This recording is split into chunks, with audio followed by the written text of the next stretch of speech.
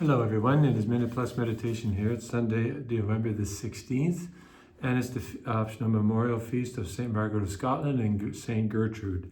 And of course, it's Our Lady's Saturday. From the first reading, it's taken from 3rd John. These letters are very short, but equally profound, written by, obviously, the Apostle of Divine Love. So you do faithfully whatever you do for the friends, even though they are strangers to you. They have testified to your love before the church.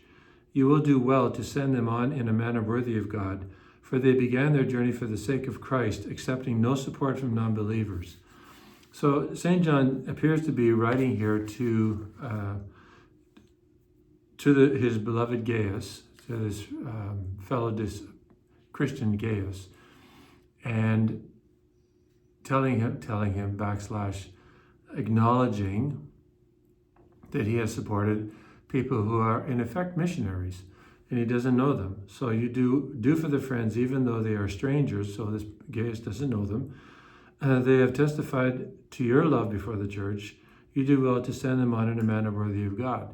So even though you don't know them, Gaius, you have welcomed them. Evangelical hospitality is one of the core values we have here at Corpus Christi. And because these people are relying totally upon the brothers and sisters in the faith to go forth and to basically be missionaries. So it's a reminder, when the high precepts or the high teachings of the gospel always boil down to practical matters, don't they? And if they don't, then they're just ideas. And we can't be in love with ideas. We can only be in love with the person, and the person of Jesus Christ.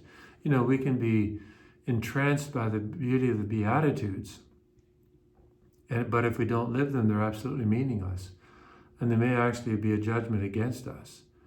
It's living them out in the practical, specific, concrete, nitty-gritty details of everyday life. That's what makes the Beatitudes so wonderful, so exalted. Whether it's blessed are those who mourn or blessed are the peacemakers. It's when we actually strive to make peace, amongst our family members, our siblings, people in higher authority against nations. Blessed are the pure of heart. It's when we resist temptations in their beginning, and not just resisting things, but cultivating a life of purity. It's always the specifics, right? So it's always good to remember this. Over to the Gospel, St. Luke.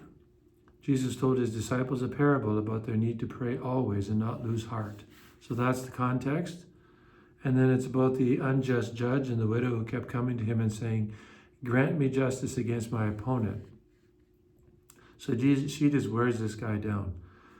He says, "Though I have no fear of God and no respect for anyone, but yet because this widow keeps bothering me, I will grant her justice." And the Lord said, okay, this is the clincher. "Listen to what the unjust judge says. And will not God grant justice to his chosen ones who cry to him day and night? Will he delay long in helping them? I tell you, he will quickly grant justice to them.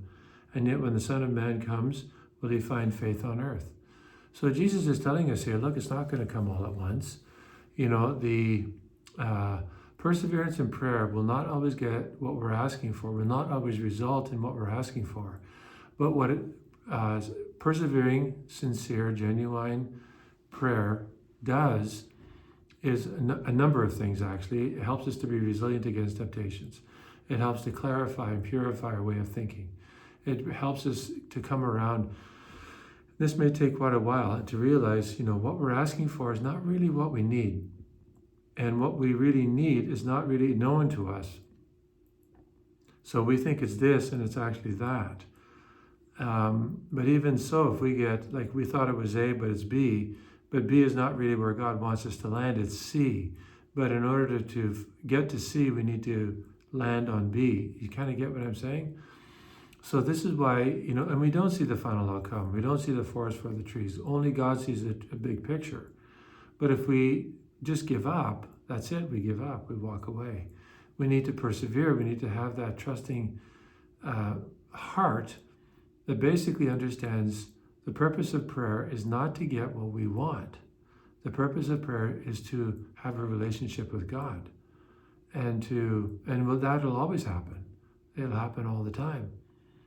And to show God that we are serious about this relationship. Now, God already knows, but we don't know. Prayer reveals it to us. God already knows. So persevere in prayer. Spend time every day in prayer. If you're not praying, start with 15 minutes. Get up in the morning, 15 minutes.